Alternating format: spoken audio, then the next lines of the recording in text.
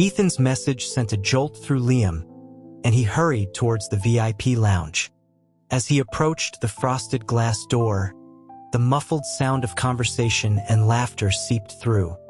A familiar voice, lazy and dripping with arrogance, cut through the noise. It was Mark, asking Ethan if he was tired of his little toy yet. Ethan, lounging indolently on a plush velvet couch with a glamorous woman draped over his arm, offered no reply. Emboldened by the silence, Mark pressed further, asking if Ethan would let him have Liam for a few days. That was when Liam pushed the door open. The room fell silent. Every head turned towards him, a sudden tableau of surprise and curiosity. Every head except for one. In a lone armchair in the corner, a man sat, his posture radiating a quiet indifference. Liam's breath was still short from his rush to get there. His eyes scanned the room, lingering for a moment on the woman in Ethan's arms before finally locking with Ethan's. After a beat, Ethan broke the silence. He directed a sneering laugh towards Mark, telling him that was a question he'd have to ask Liam himself. He added a taunt, wondering aloud if Liam would be willing to go. Without hesitation, Liam gave his answer. He was not willing. A faint smile played on Ethan's lips, but his voice was laced with a chilling. He told Liam that Mark was showing him respect, and he shouldn't be ungrateful. Ethan's tone shifted, becoming dismissively cruel as he reminded Liam of his place. Nothing more than a plaything in his hands to be given away at his whim. Liam's hand tightened on the doorknob, a tremor of unease running through him. Then his gaze shifted, and he pointed towards the quiet man in the corner. His voice was steady when he announced his choice.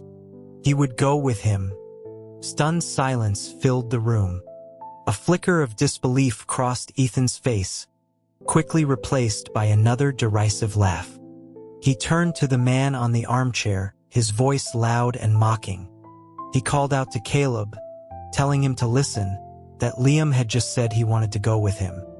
For the first time, Caleb lifted his head, his gaze sweeping over to meet Liam's.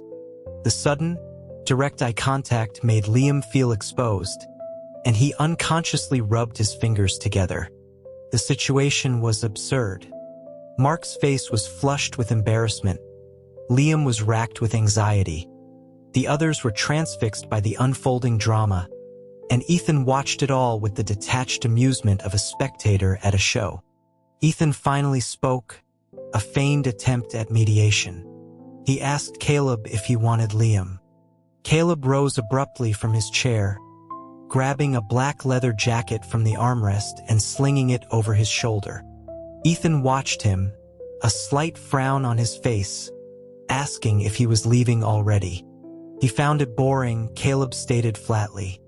Mark interjected, saying that the welcome back party they had thrown for him hadn't even started, that everyone had brought gifts. Caleb ignored him, his long legs carrying him directly towards the door where Liam stood. Feeling like a fool, Liam quickly moved to the side to clear the path. But Caleb stopped directly in front of him. He asked Liam if he was coming. Liam just stared, speechless. Caleb glanced back at Ethan. His voice was cold as he asked if Ethan was giving him his plaything, since Liam had said he wanted to leave with him. A muscle twitched in Ethan's jaw, but he quickly composed his features into a mask of magnanimity. He said of course it wasn't every day Caleb asked him for something.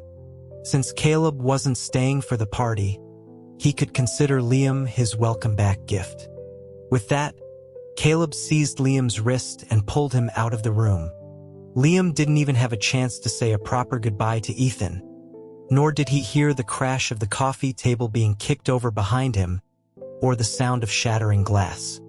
He was still in a daze when Caleb pushed him into the passenger seat of a car. Caleb leaned in close, and Liam instinctively held his breath. The warm air that brushed against his face was tinged with the malty scent of expensive whiskey. A second later, Caleb's lips were on his, a hard, punishing kiss. Liam's eyelashes fluttered, and as Caleb bit his lip with a sort of frustrated anger, he finally came to his senses and tried to push him away. Caleb pulled back, his brow furrowed in annoyance. His voice was sharp when he reminded Liam that he was the one who said he wanted to leave with him. Liam said nothing. When Caleb leaned in again, Liam watched him warily, but Caleb only reached past him to fasten his seatbelt. The car moved through the city, the silence inside heavy and profound. Liam watched Caleb in the rearview mirror. He had changed. He was taller, more imposing, and his silence now carried a weight it never had before. Liam remembered a soft, round-faced boy who cried easily. Time had certainly reshaped him. Liam finally broke the silence, asking when he had gotten back. Caleb didn't answer. He tried again, asking how long he planned to stay this time. Still, Caleb remained silent. Liam gave up, telling him he could just drop him off nearby. A soft, impatient sound finally escaped Caleb's lips. He pulled the car over and unlocked the doors without so much as a glance in Liam's direction. Liam looked out at the inky blackness of the deserted highway. He took a breath, his hand moving to the door handle. Before he could open it, the locks clicked shut again. Caleb slammed his foot on the accelerator, and the car shot forward into the night. A small, hidden smile touched Liam's lips. He was still the same person, underneath it all. The car came to a smooth stop in the driveway of a modern house. Liam followed Caleb out of the car, into the house, and up the stairs. They stopped outside the master bedroom, where Caleb paused only to point Liam towards the guest room down the hall before disappearing inside his own. It seemed there would be no proper conversation tonight. Liam knew he owed Caleb an apology for the harsh words he'd said the year they were meant to graduate, words that had driven him out of the country. Caleb had returned once, 4 years ago, but Liam had missed him. This time, when Ethan mentioned Caleb was back, Liam had rushed over, desperate not to miss him again, never imagining the night would end like this. He subconsciously touched his lips, the faint, sweet taste of whiskey still lingering. The next morning, Caleb was already gone. The car was missing from the driveway. Liam knew he had to go back to Ethan's. It was his job. He was, for all intents and purposes, Ethan's personal assistant, responsible for his day-to-day life. It was part of an agreement he had with Ethan's mother, Mrs. Davenport. Liam's own mother had been a housekeeper for the Davenports. When she was diagnosed with a brain tumor, it was the Davenports who paid for the best hospitals, the best care. After his mother passed, Mrs. Davenport had insisted Liam stay, out of pity for his youth. But Liam knew he was there to repay a debt. Mrs. Davenport had said her son was difficult and had no friends, and she wanted Liam to be his companion until he came of age. An additional 10 years had been tacked onto that. This was the final year. Ethan was 28. Liam was 30. Everyone said he was Ethan's plaything. He'd heard it so often he had almost started to believe it. And they weren't wrong. Ethan treated him with the same casual disregard he showed his expensive, inanimate toys. When they were children, anything Liam showed affection for, Ethan would destroy. Liam loved a pet hamster. The next day, Ethan presented him with its empty cage, a smug, innocent smile on his face. Liam had become violently ill. To this day, he avoided small animals. After that, he learned to hide everything he loved. If he spoke too long with another boy at a party, Ethan would find a way to humiliate them, often by pushing them into the pool and laughing as they struggled. Liam learned not to speak to strangers. In high school, when someone left a note in his locker, Ethan used the school's security cameras to identify the boy and used his family's influence to have him transferred. The examples were endless. As Ethan himself had once said, "A toy is a plaything, and Liam was a plaything." There was no difference. When he was happy, he'd play. When he was bored, he'd break them. Ethan simply enjoyed watching Liam's helpless, miserable reactions to his cruelty. He was born to a lower station, and in Ethan's presence, he could never stand up straight. Mrs. Davenport had been wrong. He hadn't been a companion for her son. He had been the entertainment. But soon it would all be over. When Liam arrived at the Davenport mansion, Ethan was just coming down the stairs. Discarded clothes from the night before were strewn across the steps. He saw Liam and raised an eyebrow, his tone mocking as he asked if he'd finally decided to come back. Liam kept his eyes downcast, replying that it was his job. Ethan descended the remaining steps in a few quick strides, grabbing Liam's collar and pulling him close.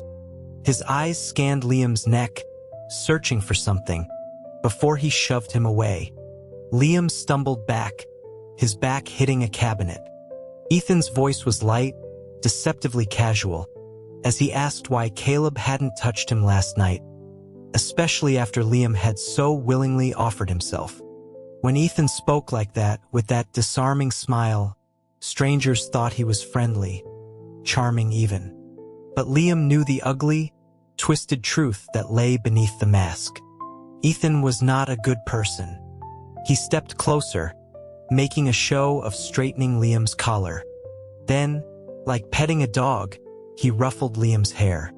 His voice was a soft murmur. He told Liam to be good, that only he could give him what he wanted. The words made Liam's stomach turn. Ethan instructed him to drop him at the office and then take the woman from upstairs back to her apartment.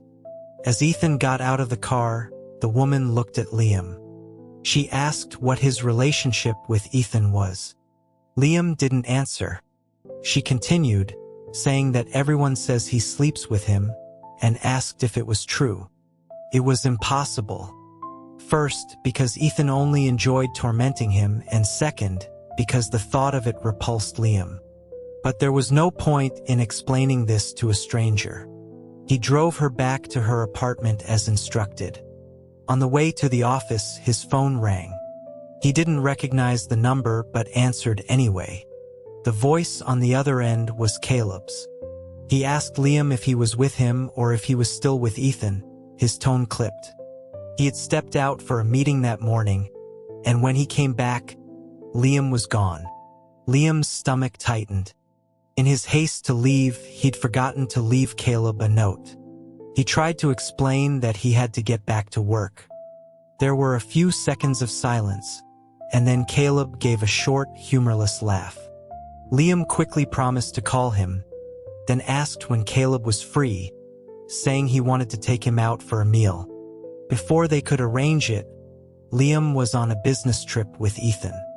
He texted Caleb right before boarding, explaining the situation, but he had a sinking feeling that Caleb might just disappear again out of anger. As Liam worried, Ethan draped an arm over his shoulder and began to idly toy with his earlobe. Liam shifted uncomfortably.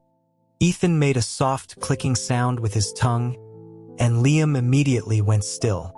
Ethan's voice was smooth, telling Liam that he had been joking the other day, that he could never bear to give him away to someone else. The smile on his face was so deep it was almost hypnotic. But Liam didn't believe him. He had never believed a word Ethan said. His obedience was a product of his agreement with Mrs. Davenport and his own crushing sense of duty. Ethan told him to just stay with him. Liam refused. Ethan's expression hardened, and he turned his head to look directly at Liam. He asked if Mrs. Davenport had ever mentioned the 10-year agreement they had signed. Liam looked back at him and saw Ethan laugh. Ethan told him not to overestimate his own importance, that getting rid of him would be simple. He said the agreement existed only if he said it existed. Liam lowered his gaze. Ethan's fundamental cruelty remained unchanged. Ethan's voice became a low growl. He said that his things were his to discard, and his alone. Liam understood. But he met Ethan's dark gaze and reminded him that in the lounge, he had already said he was giving him to Caleb. Ethan laughed as if it were the funniest joke he'd ever heard. He asked Liam if he was a fool. He was not a king, nor a man of his word. Liam fell silent. He had once again underestimated Ethan. Ethan patted his cheek, his good mood apparently restored. He told him to think of the bright side. He still had a long time ahead of him with Ethan. Then his face turned serious again. He had forgotten to mention something. The fall into the sinkhole all those years ago. That had been deliberate. The SATs that had been deliberate too. 9 years and 9 years and another 9 years. His fingers traced the side of Liam's face, his voice like the hiss of a snake. He wondered aloud if he should do something to Caleb again. Liam's breath caught in his chest. A heavy, crushing weight settled in his lungs, and a hot surge of rage nearly consumed him. He could never forget. 9 years and 9 years and another 9 years. It was Ethan's threat. Caleb had moved in next door when he was 9. The two families did business together, so they saw each other often. The three of them were always together. Caleb was a sweet, clean-cut kid back then, and Liam, seeing that Ethan seemed to like him, had befriended him as well. That year, Ethan had insisted on going up into the hills to watch a meteor shower. Liam had refused, but a few days later, Ethan took Caleb and went anyway, leaving a note for Liam. Worried, and not daring to tell Mrs. Davenport, Liam went after them alone. Halfway up the mountain, a sudden downpour started. He finally heard Ethan's cries for help and scrambled towards the sound. He found them at the bottom of a deep sinkhole. Ethan looked up at him pitifully, crying that his arm was broken. The pit was too deep for Liam to reach them. He said he would go get a rope, but Ethan had a better idea. He climbed onto Caleb's shoulders and scrambled up the muddy wall. Liam pulled him out. When he leaned back over to help Caleb, Ethan stopped him. He claimed Caleb had broken his leg and couldn't be moved, that they had to go get help from the adults immediately. Liam hesitated, then called down to Caleb, telling him to wait, that he would be right back. Caleb's voice was small, filled with fear, and big tears rolled down his cheeks. Liam's heart ached, torn between staying and the fear of leaving Ethan to go down the mountain alone. Ethan tugged impatiently at his hand, promising they would be back soon. Liam made his choice, telling Caleb not to be afraid. That was the first time he abandoned Caleb. On the way back, Ethan led him away from the house, and then hit him from behind with a rock. Liam woke up the next day. He rushed to the mountain, but the pit was empty. He went to Caleb's house and learned a passing hiker had found him early that morning and taken him to the hospital. To apologize, Liam wove 9 intricate friendship bracelets and hung them on Caleb's front door. The next time he passed by, he saw them torn, splattered with red ink, and trampled into the mud. He looked up at the second-floor window and saw Ethan, holding up one of the red-stained bracelets with a triumphant smile. That was the first 9 years. After that, Liam intentionally kept his distance from Caleb. But it was impossible. Their families were too intertwined. They even ended up in the same grade at school, though Liam was a few years older. In high school, Ethan and Caleb both shot up in height, their looks maturing into something that had the whole school talking. They competed in everything: looks, grades, family, wealth. And in that charged environment, feelings grew. By the time Liam realized he was in love with Caleb, it was too late. The more he tried to avoid him, the more he seemed to run into him. Caleb cornered him in a supply closet one day, demanding to know why Liam was avoiding him. Liam couldn't speak, terrified that if he did, he would lose even their friendship. Caleb finally broke the silence, asking Liam about his plans for after graduation. Liam had no plans. He just took things one day at a time. Caleb then asked if he would consider going abroad for college with him. The small space felt electric. Liam's heart hammered against his ribs.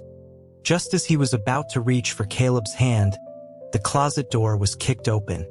It was Ethan, his voice sharp and commanding, ordering Liam to come out. Liam looked at Caleb, then lowered his head and left.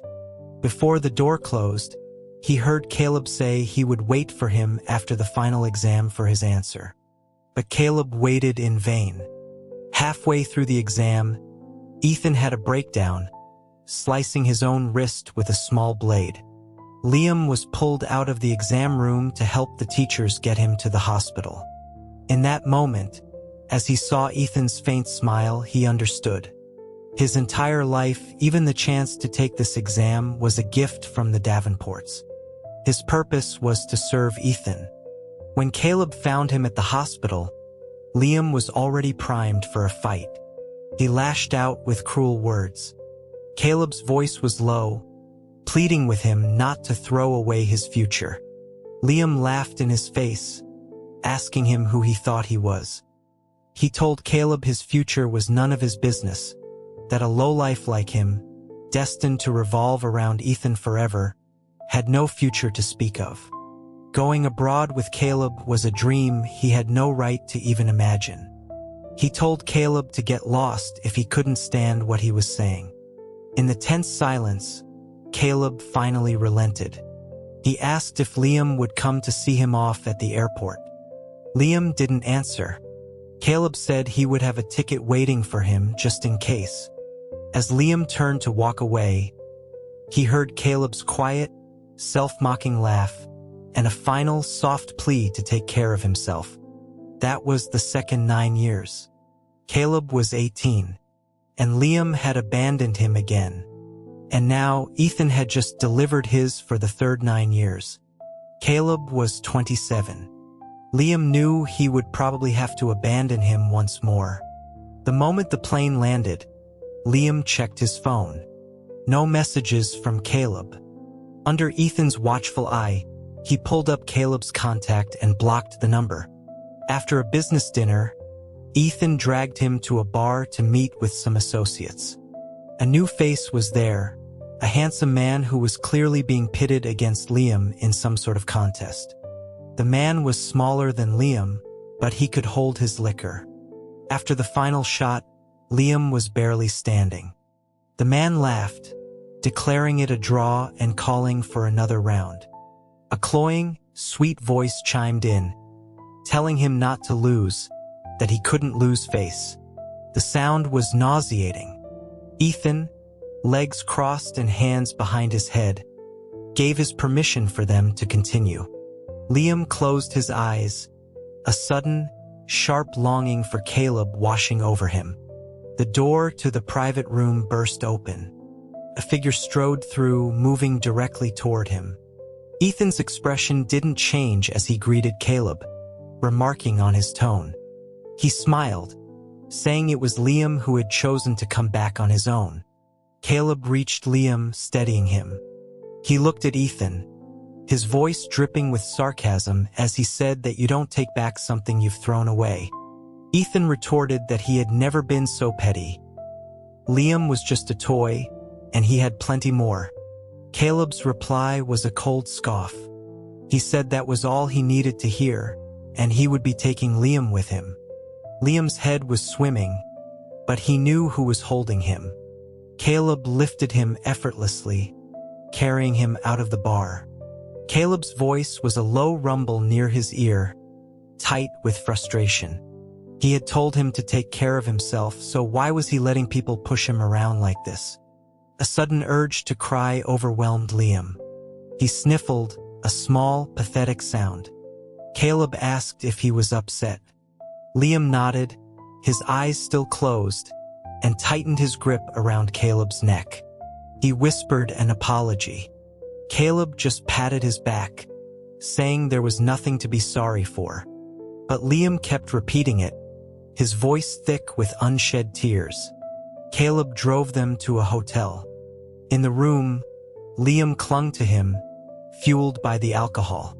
Caleb's voice was soft as he asked if he felt sick, if he wanted to throw up.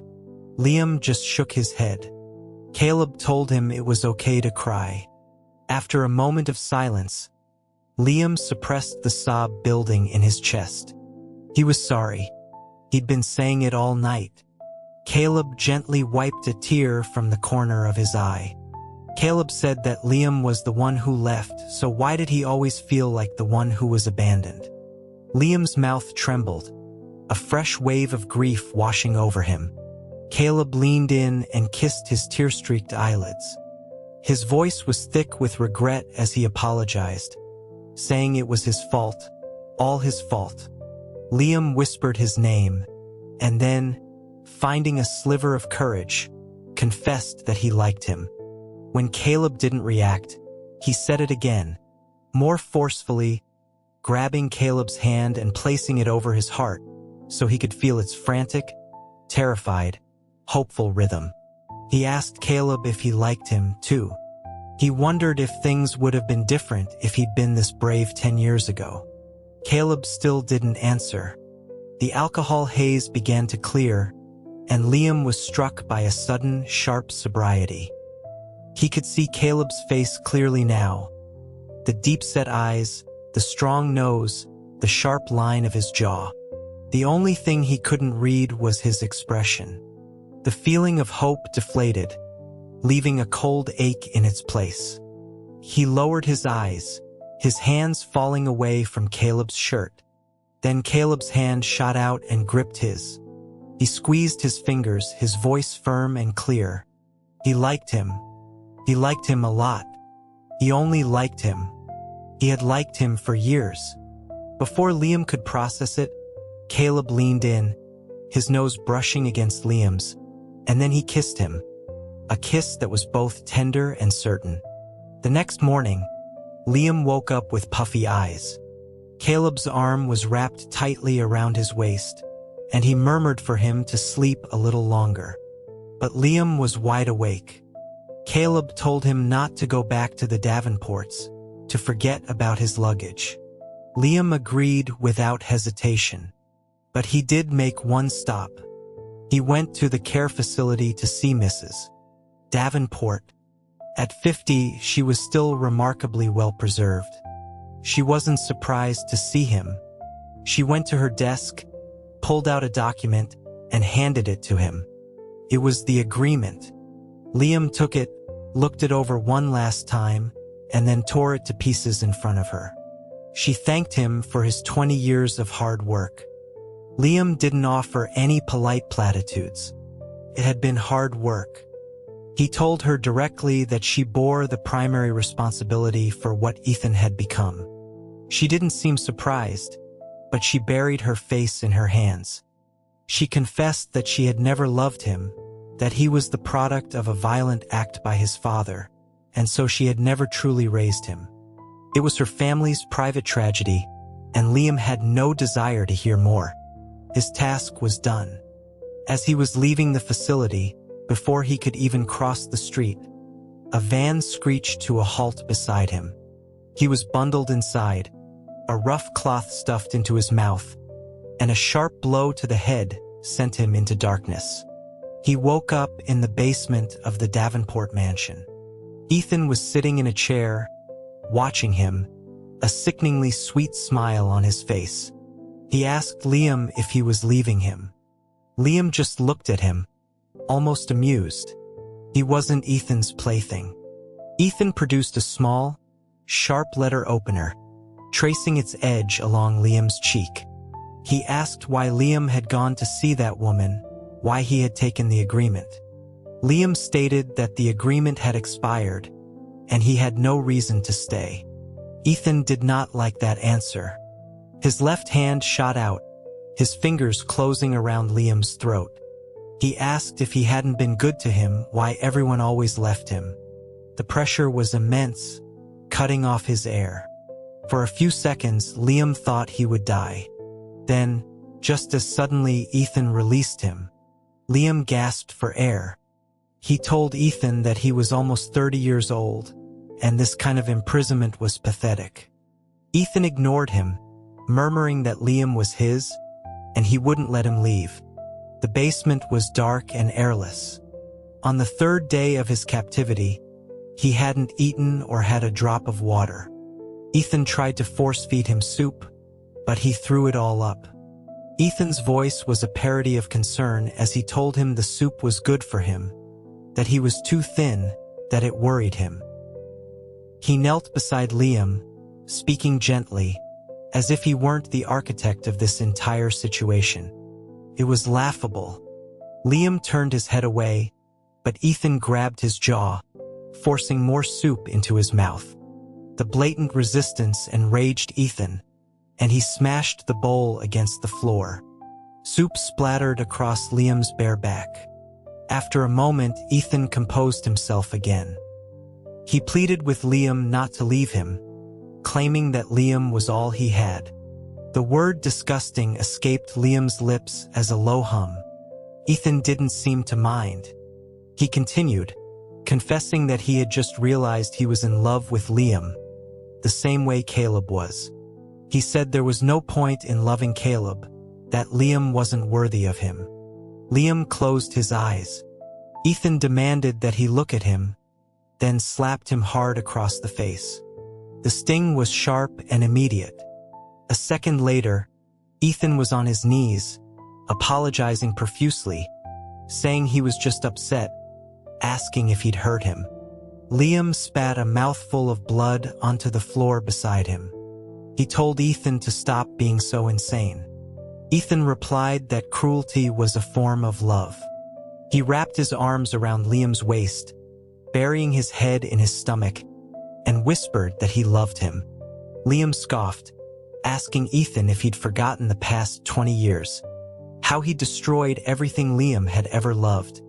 Ethan explained that he didn't want anything or anyone to distract Liam from him. He promised he would change, if only Liam would stay and love him back. Liam looked down at him and laughed.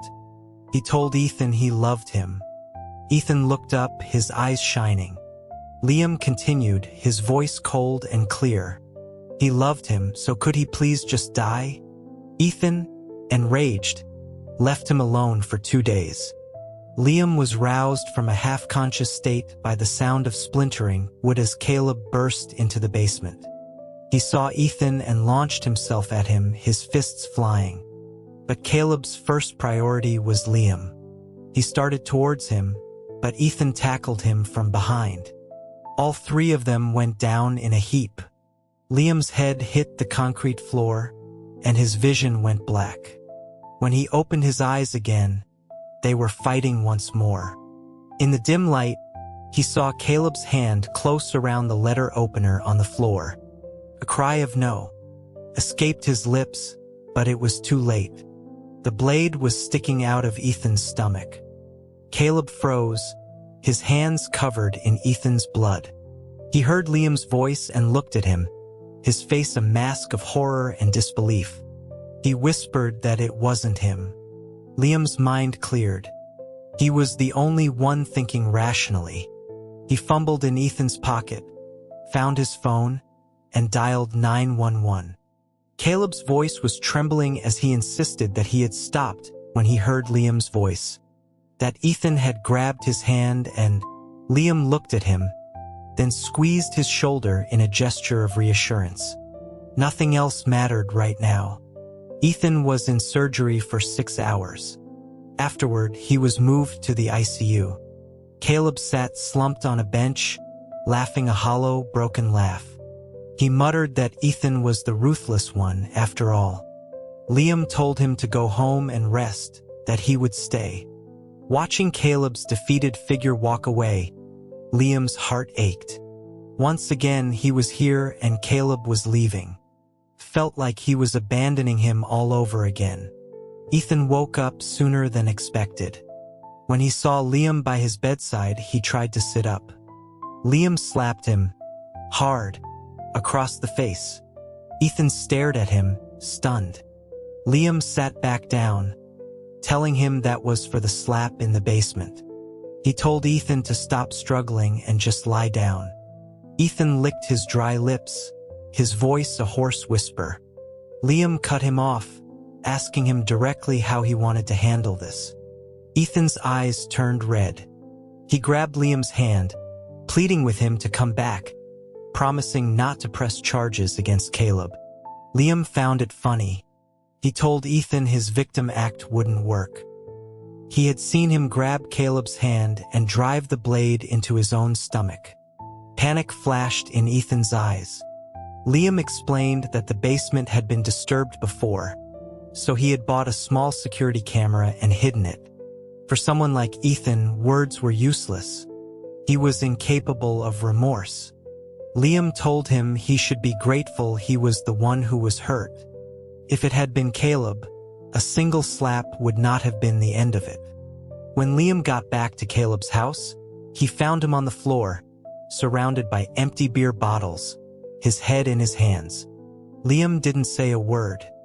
He walked behind the sofa and wrapped his arms around him.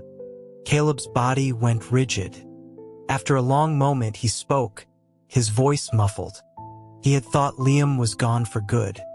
Liam interrupted him, moving around to the front of the sofa and kneeling before him. He cupped Caleb's face in his hands and kissed him. He apologized for being late. Caleb pulled him into a fierce hug, his arms tightening as if holding onto something precious he had almost lost forever. He confessed how scared he was, that every time Ethan got hurt, Liam's resolve would soften. He reminded Liam of all the times before, the faked broken arm, the scraped knee from a fall that Liam had carried him home from, the fights Ethan started that Liam had to finish for him. Caleb admitted that he sometimes wished he were the one who got hurt, wondering if Liam would stay by his side if he showed that same vulnerability. This time, he had been terrified. Seeing all that blood on his hands, seeing the panic in Liam's eyes, he thought it was over, that Liam would finally abandon him for good. Hearing this, Liam felt a sharp, painful pang in his heart. He held Caleb tighter. He apologized for making him feel that way, promising that he would never leave him again. He explained that his panic had been for Caleb, fear that he would be arrested, fear for what would happen to him. He never wanted to see him hurt. Mrs. Davenport came to the hospital to arrange for Ethan's discharge. She mentioned she would be taking him for psychiatric treatment. Liam avoided seeing Ethan. There was no need, and he didn't want Caleb to worry. When Caleb worried, Liam's own resolve weakened, and he felt the urge to go back in time and shake some sense into his younger self. Mrs. Davenport handed Liam a bank card. She said Ethan had wanted him to have it, and the pin was his birthday. Liam took it without argument. It was payment owed. As he walked away, she called his name. She told him again how hard the last 20 years must have been. He told her there was no need to say it a second time. She apologized and wished him happiness. He thanked her and said he would be. He hurried back to the car. Before he could even open the door, he saw Caleb's eyes through the window, watching the hospital entrance, waiting. Liam smiled and got in. He announced that everything was resolved. Caleb reached over and gently ruffled his hair. Liam leaned in and kissed him. He teased him about how hard it must have been to wait so long, and that such hard work deserved a reward. Caleb raised an eyebrow, a smile playing on his lips. He told him he'd get his reward when they got home and put the car in drive.